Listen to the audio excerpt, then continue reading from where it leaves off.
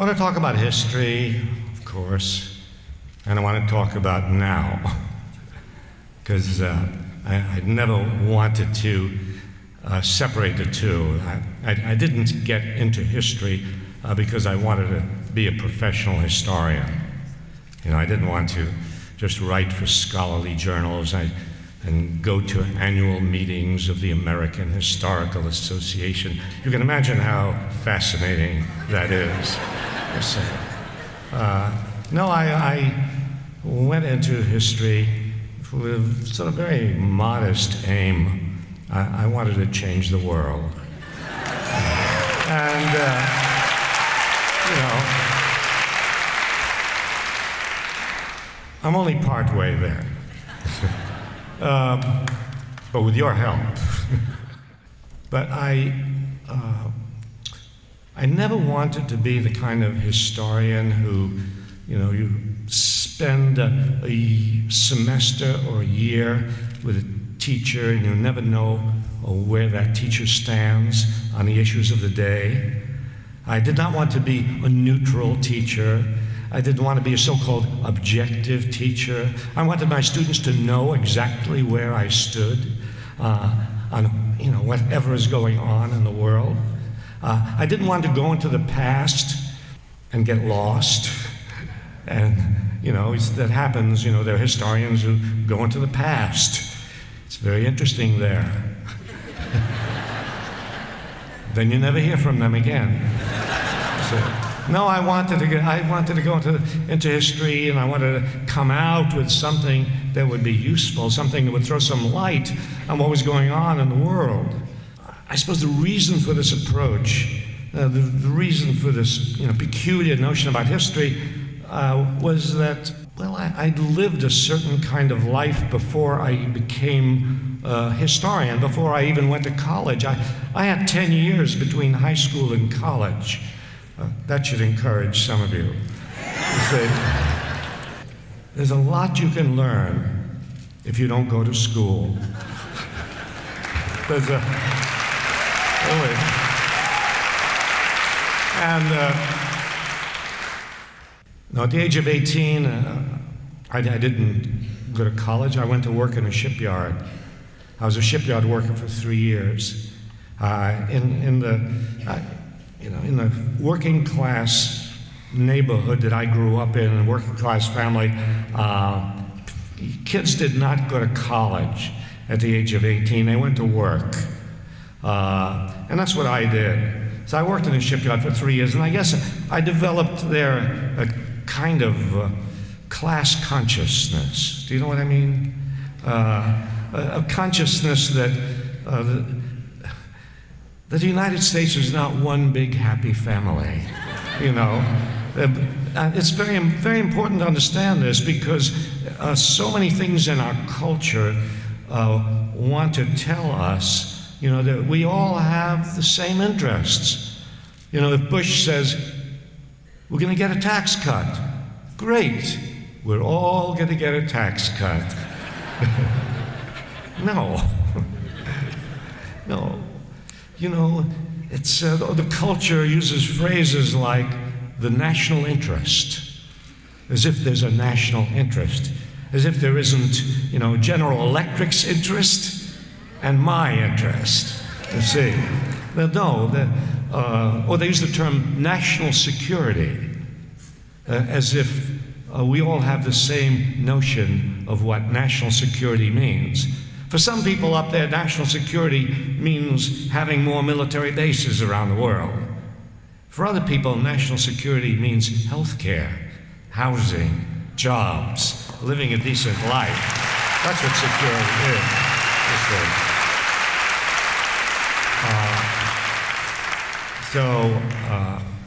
Yeah, I had, when you work at a hard job and you look around and later on in life, if you run into people, as I did, when I was teaching at Boston University, I had a lot of my students were the children of, you might say, successful people, professional people, you know, business people, doctors, lawyers. A lot of my students, and a number of them would say, not all of them, but a number of them would say, Well, because we'd always have a discussion in my class about class. And some of my students would say, well, in America, if you work hard, you will make it. If you work hard, you will be successful. If you work hard,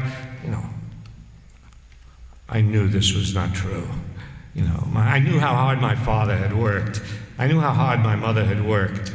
And no, they didn't make it in the normal sense of what success is.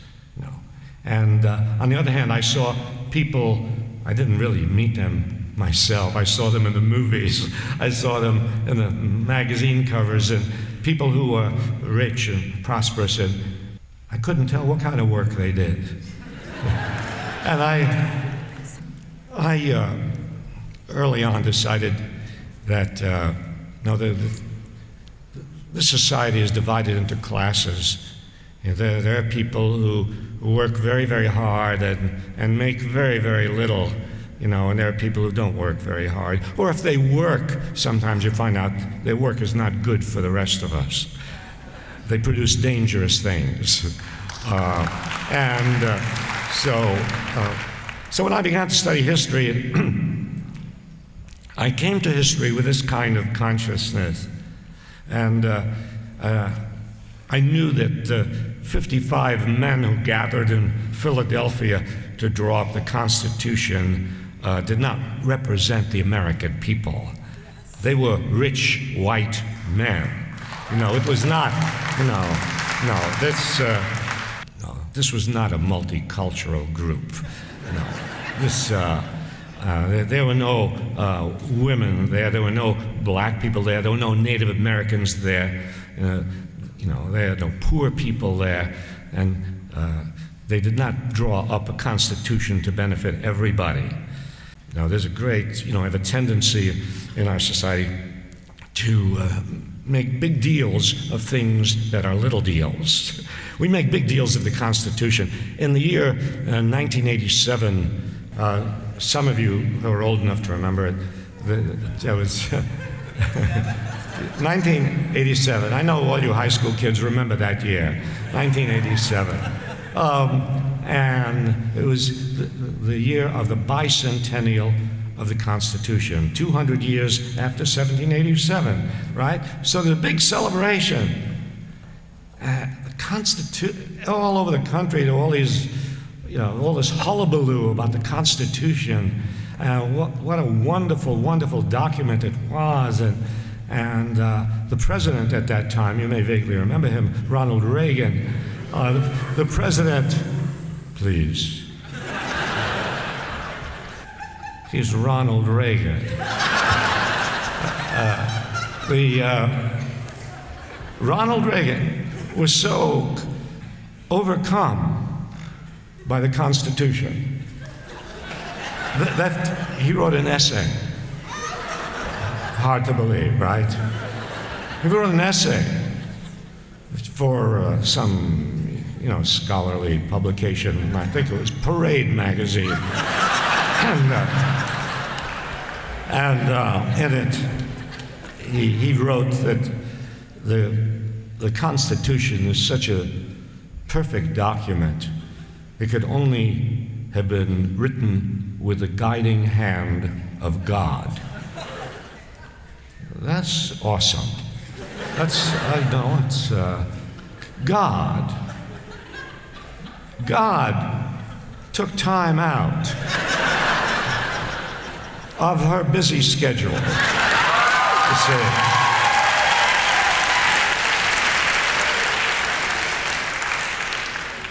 to fashion the Constitution of the United States.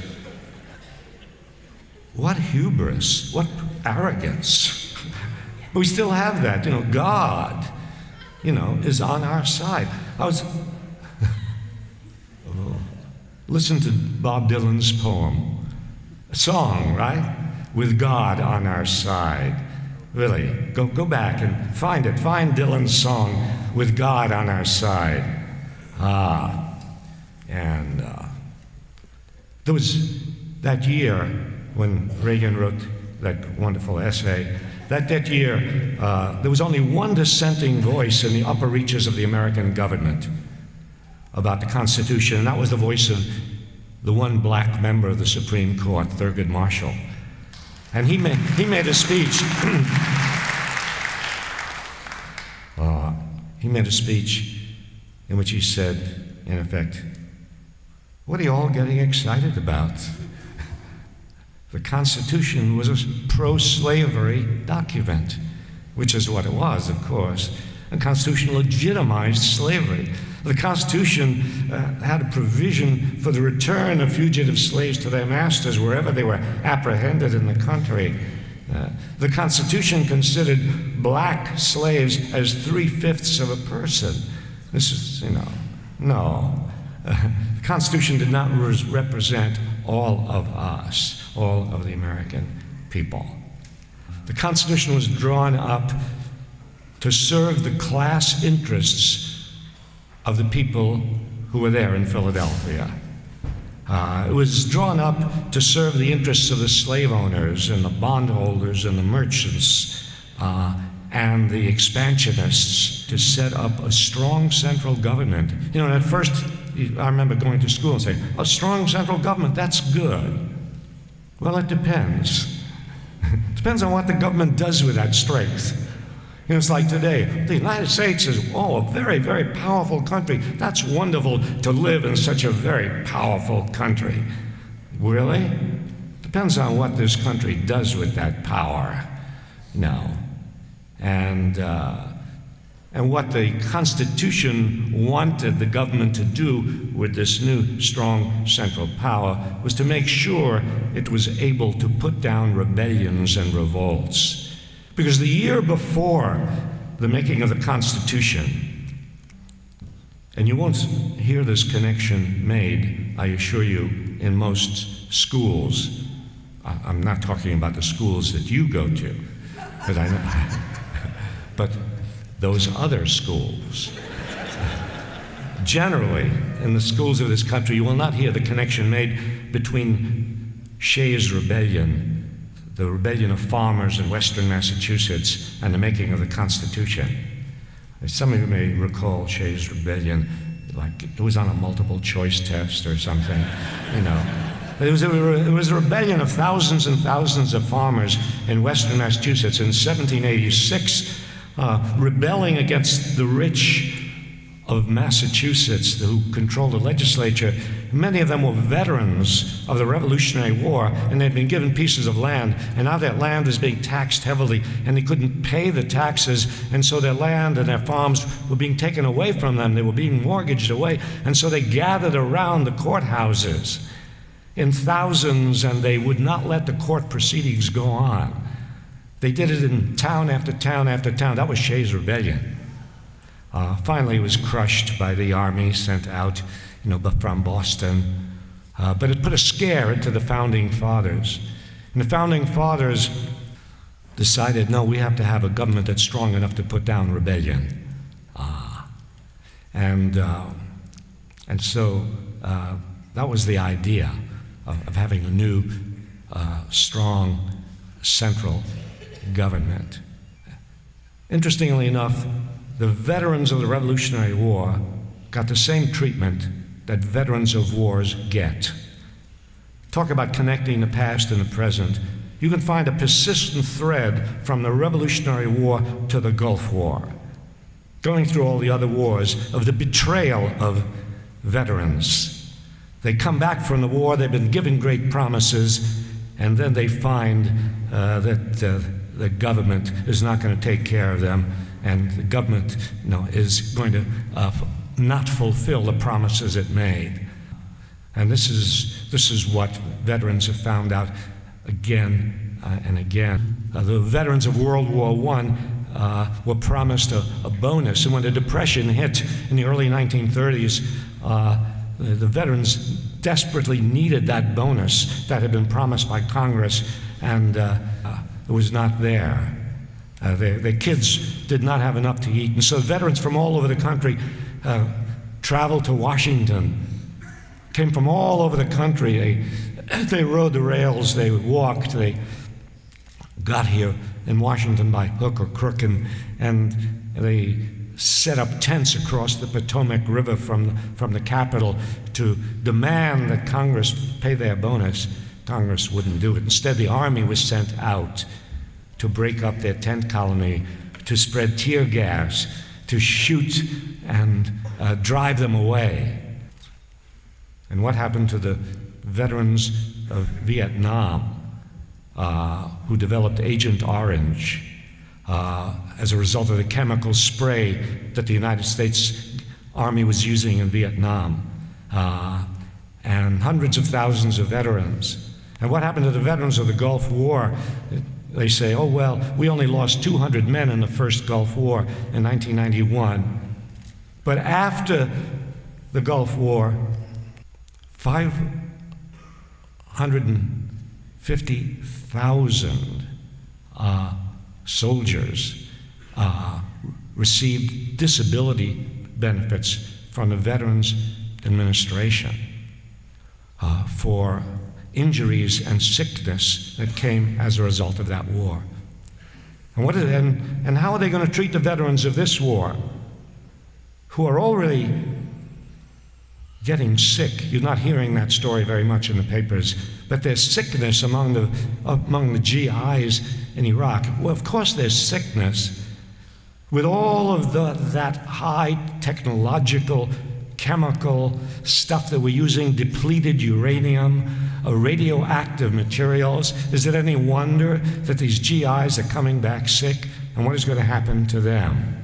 So yes, I want to draw a connection, and I want to show the persistence of certain things over time. The treatment of veterans, the class character of the government, the government of slave owners and merchants and manufacturers. Even after slavery was done away with, that still remained a government of the very rich, and it remains a government of the very rich today.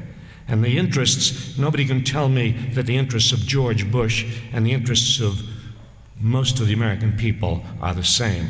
Those kids who go to your school, you mentioned, whose parents earn $12,000 a year, their interests are not the same as the interests of the people in the White House. And so we can't expect those people in the White House to care about what happens to the ordinary people of this country. So yes, history can be useful. History can suggest things to us about what is going on today. If you don't know any history, it's as if you were born yesterday.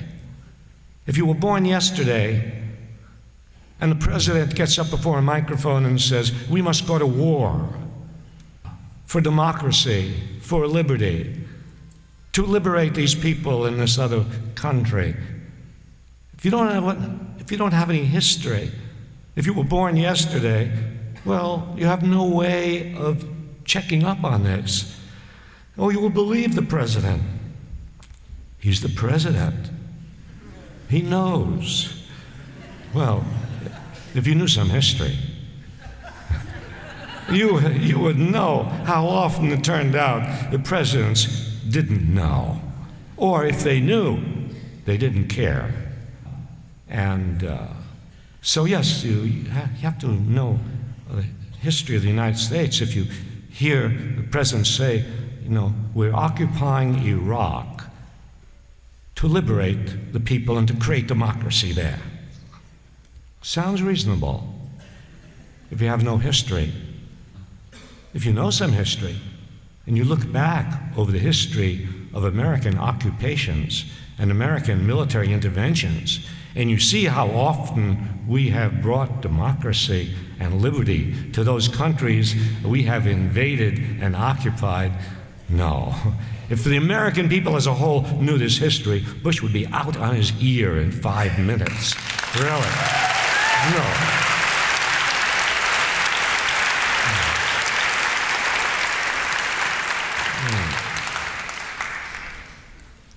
Well, just a little slice of that history, which I can't resist. In 1898, the United States went to war in Cuba against Spain, Spanish-American War. Why did we go in? To liberate the Cubans from Spanish rule. Really? That's what we said. And it's true that the Cubans were suffering under Spanish rule, just as the Iraqis were suffering under Saddam Hussein. So we go in to Cuba and drive the Spaniards out and drive ourselves in. Spain is out, we are in. Spain is out, and the American corporations rush into Cuba. United Fruit, the American banks, the American railroads, and from that point on, Cuba is virtually a colony of the United States. When I hear that, oh, the United States is writing a constitution for Cuba, that's a laugh. You know, we are writing a constitution for Cuba. We're not even observing our own constitution. And besides, since when does having a constitution guarantee liberty and democracy? You know, it's always a way of deceiving people. You know, you write out a document and you give it to them and you say, now you have democracy. And we made sure that we wrote important provisions into the Cuban Constitution in 1898. Yeah, we wrote a provision in guaranteeing that the United States could send the army into Cuba anytime it felt like. We wrote a provision in for the United States to establish a military base in Cuba, which we still have today. I mean, that's what Guantanamo is, a military base that the United States has had for over 100 years. We did not bring democracy to Cuba. For 100 years, Cuba had, for a long, long time, well, let's say 70 years. Cuba lived under dictatorship with American corporations profiteering in Cuba, with the rich Americans going to Cuba for gambling and prostitution. And I mean, that's what Cuba was. That's how much democracy and liberation we brought to Cuba, you know. Unfortunately, then, Castro came and ruined it all, you know. And that's what we had against him. He ruined it all. You know, it was a wonderful playground for Americans, and now they've taken away the sea salts, you know. And, so I won't talk about the American occupation of Haiti, or the American occupation of the Dominican Republic, or the American occupation of the Philippines, which lasted 46 years, and we're still not out of there. No, our record as an occupying power, you know, is not a record that we can be proud of. And so if you knew that history and listened to the President of the United States, no, forget it. No, there must be other motives. Really? You mean there could be other motives? You mean the United States could have motives other than liberty and democracy in sending its armies around the world? A little history would be helpful there. Yeah. Take Vietnam. We go into Vietnam to bring liberty and democracy to the people of Vietnam. Well, if you read the memos that were sent secretly in the high echelons of government from the State Department to the National Security Council and back, these things came out when the Pentagon Papers were illegally released in an act of civil disobedience in 1971. And you could read those memos in the Pentagon Papers. And what did those memos say when they talked about why the United States was in Vietnam? They didn't talk about liberty and democracy. They talked about tin, rubber, and oil. And it doesn't take too much investigation to come to the conclusion that behind all this talk about liberty and democracy, behind all this talk is oil, business, profits, not the not the security of the people of Iraq, and certainly not the security of the United States. This occupation of Iraq is a very brutal occupation. The American people are only getting a little bit of the sense of what that occupation is like. And back in World War II, we talked about the Nazis occupying the countries of Europe. I mean, we talked right after that about the Russians occupying, Hungary and Czechoslovakia and so on.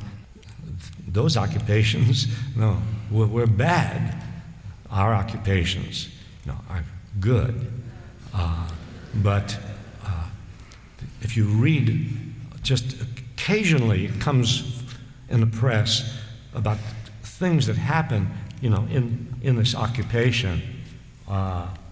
CBS News, and you have to read carefully, because these things that give you a glimpse of the truth, they appear and they disappear, really, and they appear and disappear so quickly. 2 days later, you're not even sure you really read it, So you have to be a clipper of newspapers, like I am. You have to, fiendishly cut up all the stuff from the papers and put it in your files so you won't think it never happened, you see. And CBS reported, in July of this year, Amnesty International is looking into a number of cases of suspected torture in Iraq by American authorities. One such case involves Raisan al-Abali. His house was razed by American soldiers who came in shooting and arrested him and his 80-year-old father. They shot and wounded his brother. The 3 men were taken away. Raisan says his interrogators stripped him naked and kept him awake for more than a week, either standing or on his knees, bound hand and foot with a bag over his head. Haisari told his captors, "I don't know anything. I don't know what you want. I have no idea what you want. I have nothing. I asked them to kill me." After 8 days, they let him and his father go. U.S. officials did not respond to repeated requests to discuss the case.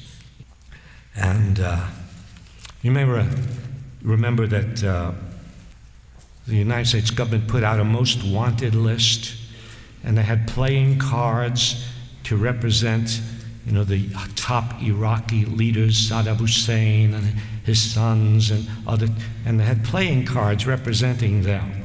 It's a lot of fun, war, you say. And the playing cards, were headed, most wanted. These are wanted. Well, somebody interviewed a soldier in Iraq with the 101st Airborne. He said, "I have my most wanted list.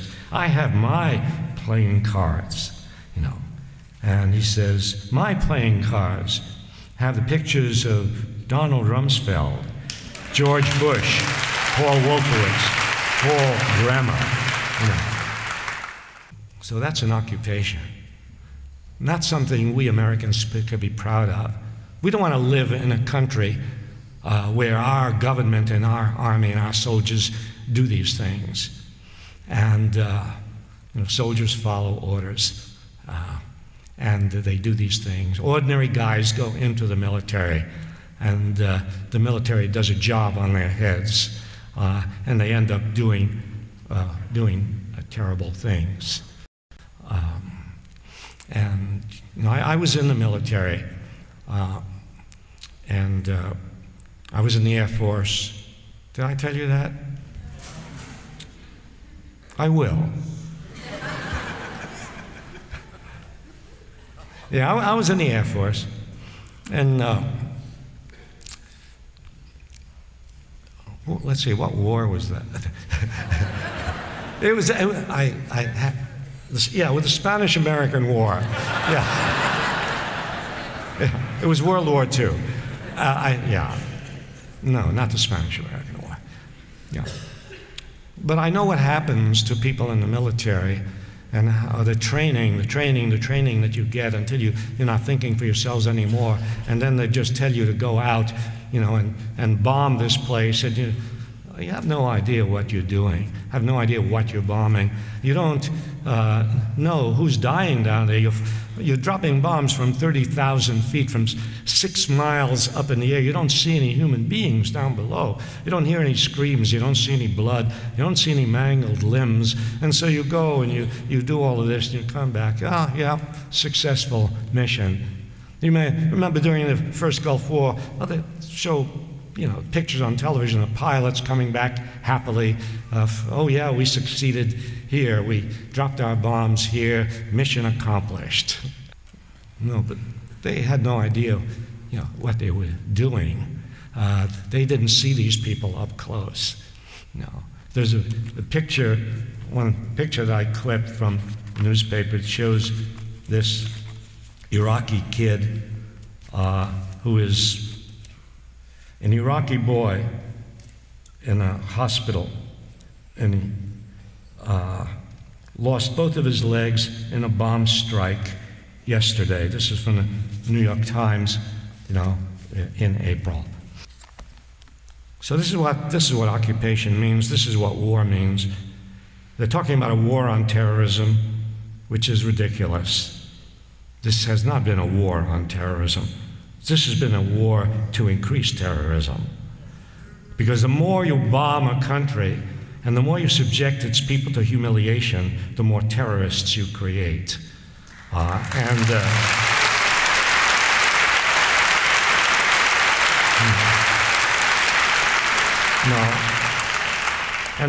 war itself is terrorism. So,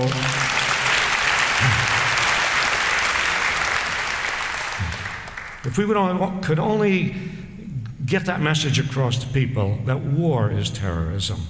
If terrorism is defined by the deliberate killing of innocent people in order to achieve some objective, some political objective, I mean that's what terrorists do.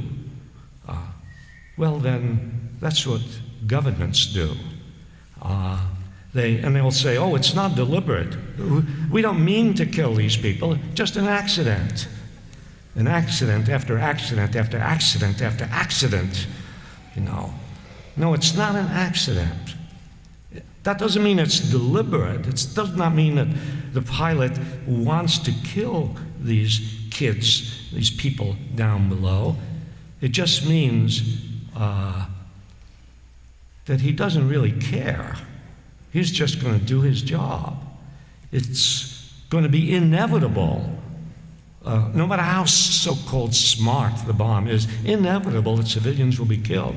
How come we dropped all those smart bombs in Afghanistan and killed over 3,000 civilians? How come we dropped all these smart precision bombs in Iraq and have killed we don't know how many civilians, 5,000, 10,000, in a very short time? That's terrorism. And we stand against terrorism committed against us, and we can stand against terrorism committed by us.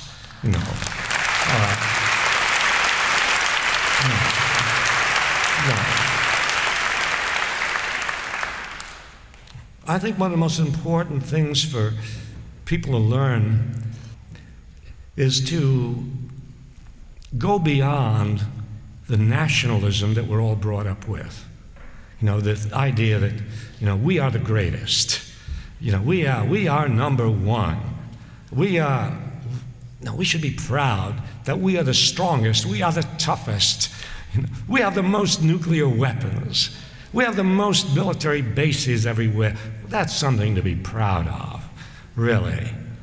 No. If we were number one in health care, that would be something to be proud of. You see,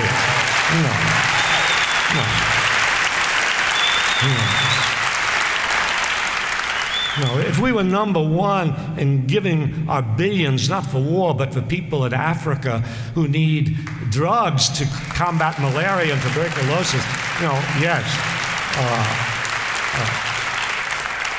That's what we should be number one in. We shouldn't want to be number one as a military superpower. We should want to be number one as a humanitarian superpower. That's what we should be doing.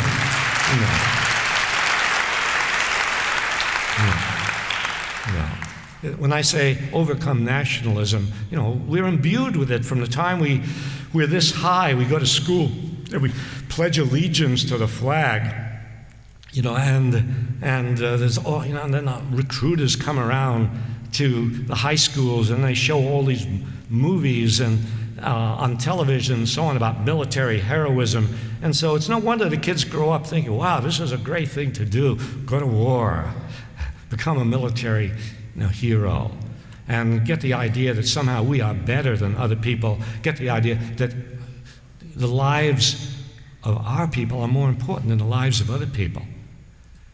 Our job in education, I say this to teachers, I say this to students, our job in education is nothing more important we can do than get across the idea that the lives of children everywhere are worth the same. That the lives of,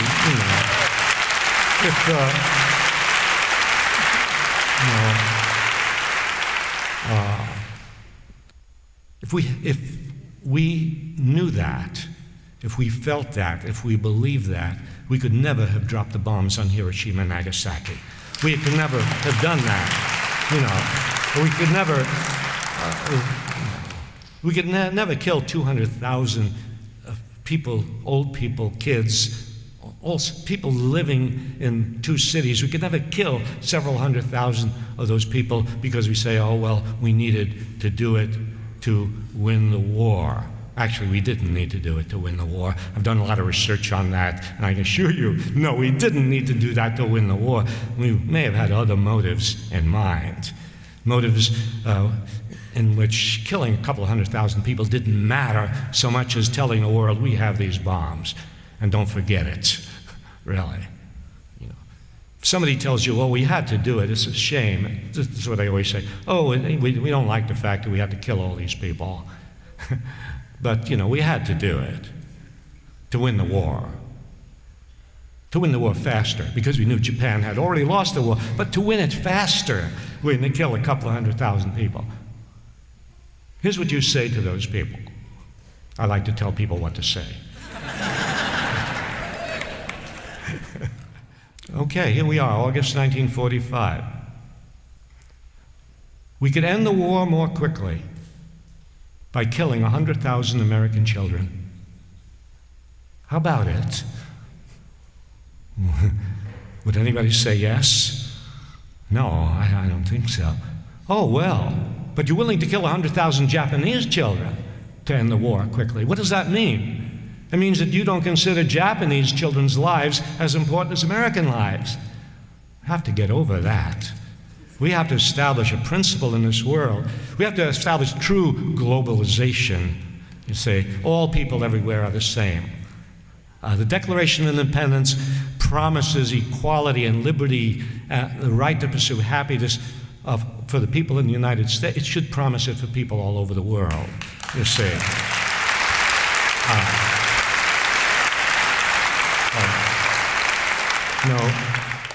When I left the Air Force, I'm taking you through my life, month by month. Won't take long. I left the Air Force. I knocked around for a few years at terrible jobs, got married, had a few kids. I don't know how many. I decided to go to school, college under the GI Bill, study history. Well, just as I told you before, I knew by this time why I wanted to study history. I was interested in class conflict and I was interested in war because I had decided, even after participating in what was supposed to be called the good war, World War II. They keep showing us all these World War II movies, Saving Private Ryan, and all these movies about the heroism of D-Day and the 101st and the 102nd and so on. The good war. They're trying to take the aura of World War II, the good war, and plaster it over every ugly war we have fought since then. That's what they're trying to do. I resent that. But I came out of the good war thinking and thinking and thinking and coming to the conclusion that war solves no fundamental problems. It may seem to. It's like a quick fix. Oh, we got rid of Hitler. Oh, we got rid of Mussolini. Did we get rid of war? Did we get rid of fascism in the world? Did we get rid of racism or militarism in the world? Look at the world after we expended 50 million lives in that good war, and look at what the world is like after that, war after war after war. And people oppressed and people hungry all over the world. No, war is not a solution to any fundamental problems. That's the conclusion I came to. If we are going to do something about tyranny, yes, there are problems in the world, aggression, tyranny. We have to use the enormous ingenuity that human beings have. Now, we're very smart. We can build jet airplanes. We can send people to the moon. We can do computers. We're very smart and very dumb, right? But we have to use that smart part of us to figure out how to solve the social problems of the world without killing large numbers of people in war. That's our problem, you see.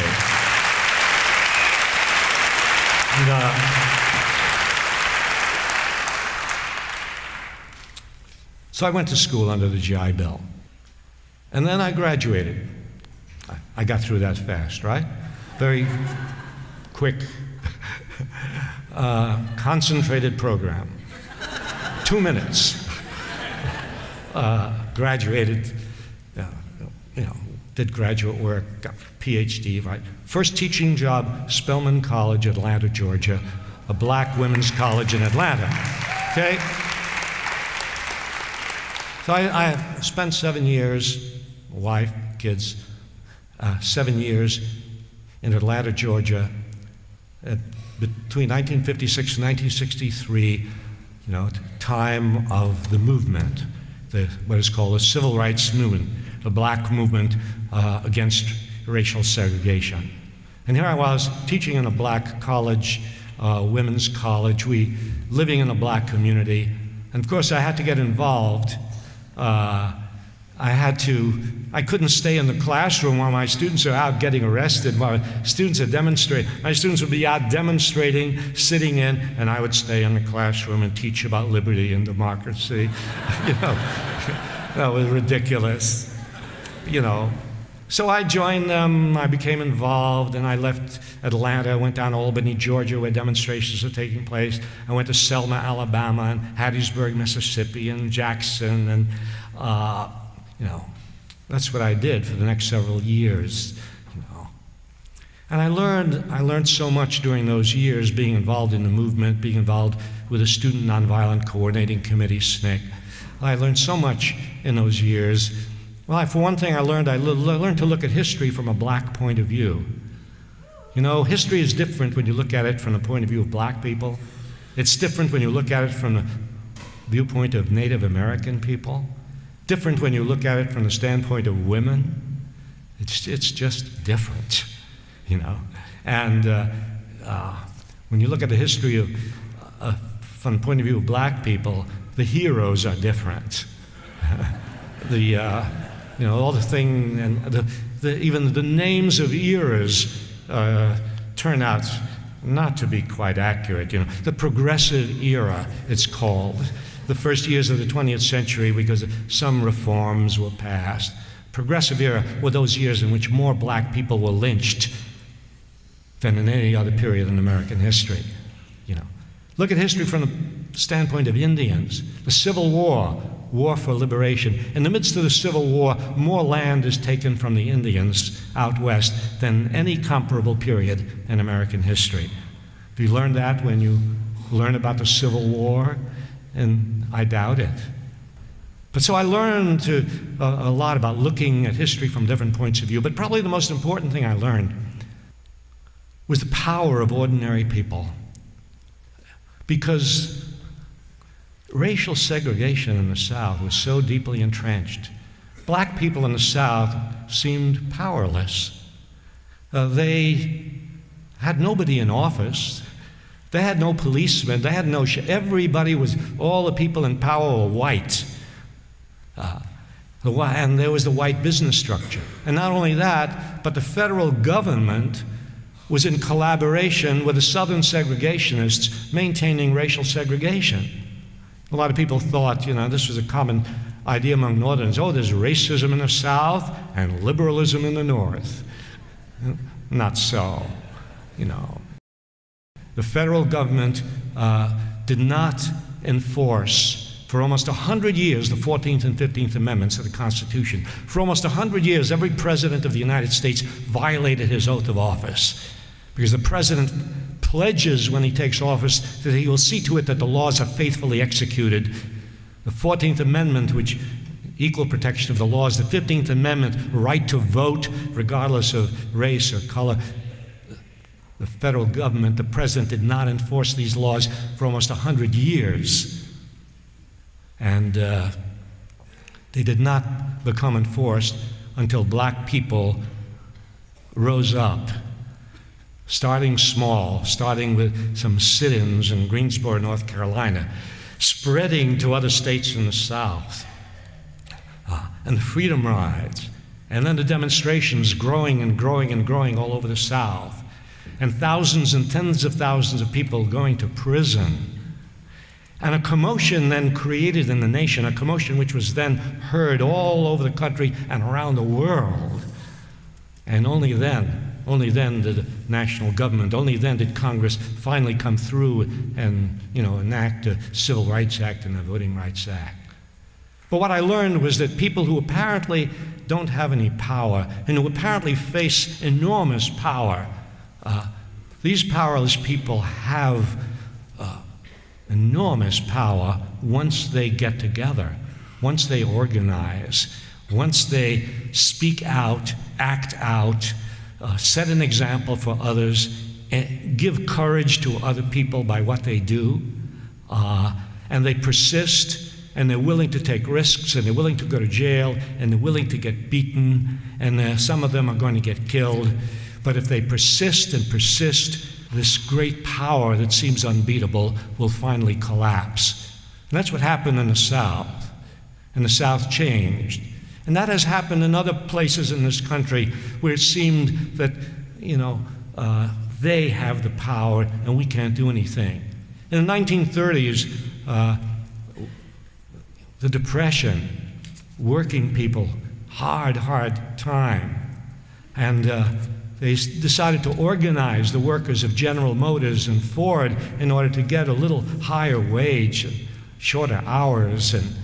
And people said, you can't go up against General Motors. You can't go up against Ford.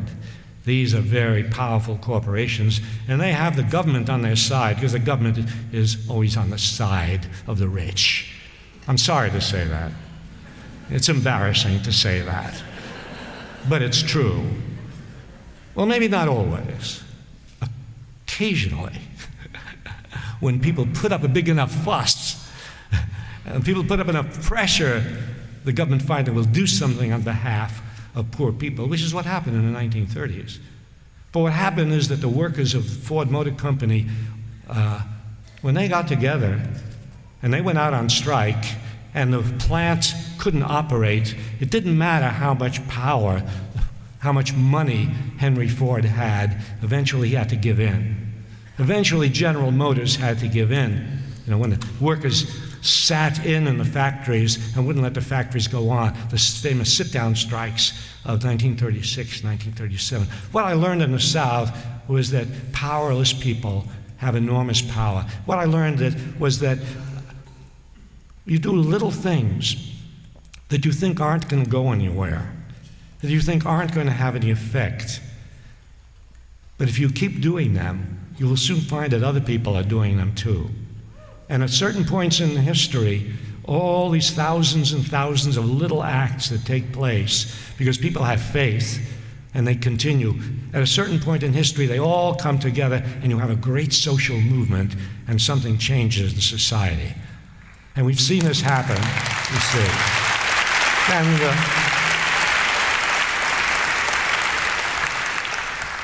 it's at that point that democracy comes alive. Democracy is not the Constitution. Democracy is not the three branches of government. It's not checks and balances. And no, that's not what democracy is. Not what your teacher puts on the blackboard in junior high school, this diagram of checks and balances and three branches of government. No, that's not democracy. Democracy comes alive when people organize, get together, when citizens with a common cause decide that they are going to do something about an injustice that is going on, or they're going to stop a war that is an immoral war, or when women decide that they've been maltreated enough and they want to be recognized, or when disabled people decide that they've been seen as invisible for too long and they finally commit civil disobedience and raise a ruckus, and then finally Congress passes a law that will give them some benefits. That's when democracy comes alive. So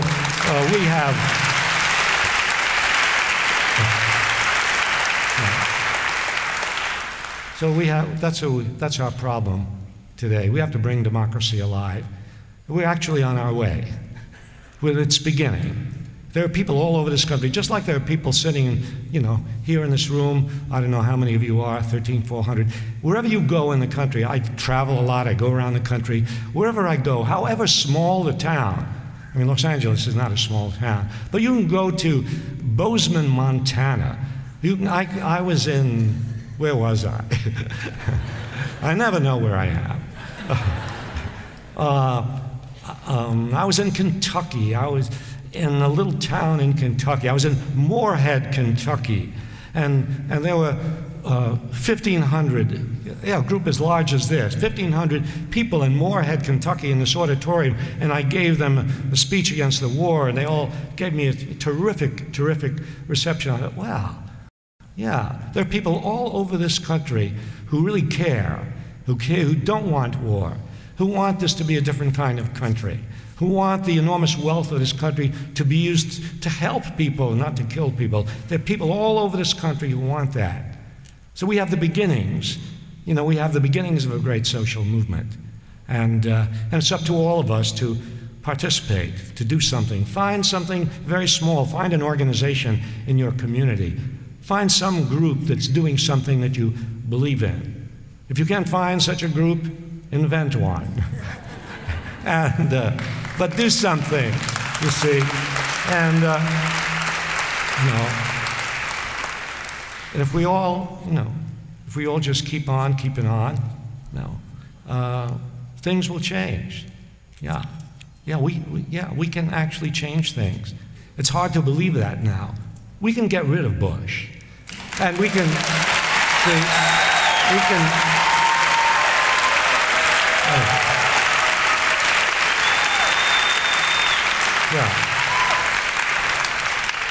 we can create a social movement which will cause anyone who's in power, even some Democrat. We can have a movement which will cause anybody in power, even if they didn't intend it when they got into power, to begin to do the kinds of things that people want this country to do and have. So I leave you with that. Thank you very much. Oh, one thing. I just have to tell you this, okay? I don't like to be applauded. Only kidding. But no, I want to say something about the use of the term un-American. I like the use of the term un-American.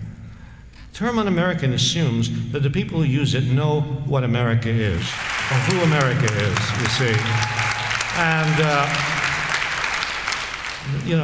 the term American is one of those terms which is intended to befog our minds.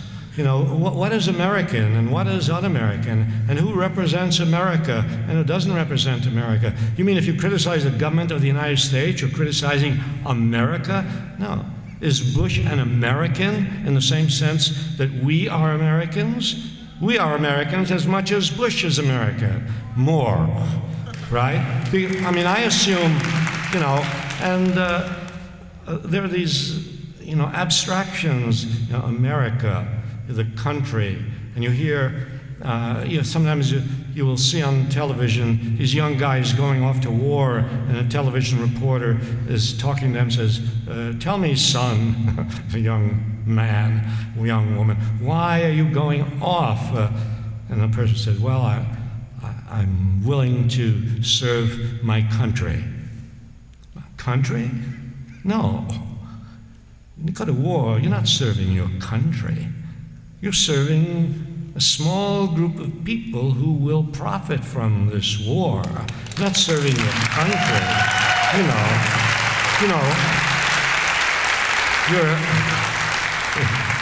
You're not serving America. America is not the government. There's a distinction between the government and the country, between the government and the people of the country. And this goes back to the Declaration of Independence. The basic philosophy that is expressed in the Declaration of Independence is that governments are artificial creations set up by the people to ensure certain rights, equality, life, liberty, the pursuit of happiness. Governments are set up to do that, and when they don't do that, when governments become destructive of those ends, that's the language of the Declaration, then, again, according to the Declaration, is the duty of the people to alter or abolish the government. You see.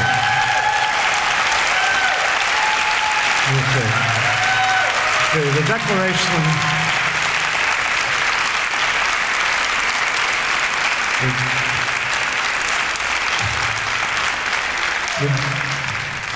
The Declaration of Independence is a patriotic document, you say, and the idea that you're being unpatriotic when you criticize the government means that you don't understand what democracy is, you don't understand the distinction between the government and the country.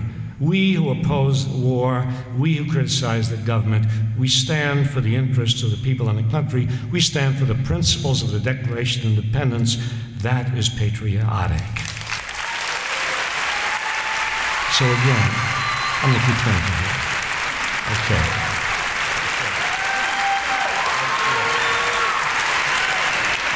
Thank you.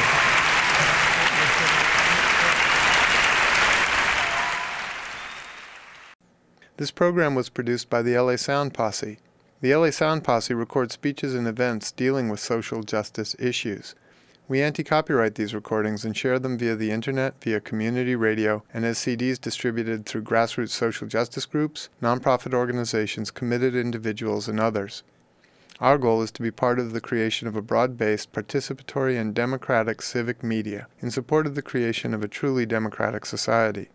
You can reach us on the web at www.lasoundposse.org. Contact us for copies of this program on CD, or you can download it for free at www.radioforall.net. That's radio, the digit 4, all.net. If you valued what you heard in this program, please feel free to copy and distribute it to others who you think would benefit from hearing it, thus becoming yourself part of a decentralized, democratic civic media. Thanks very much for listening.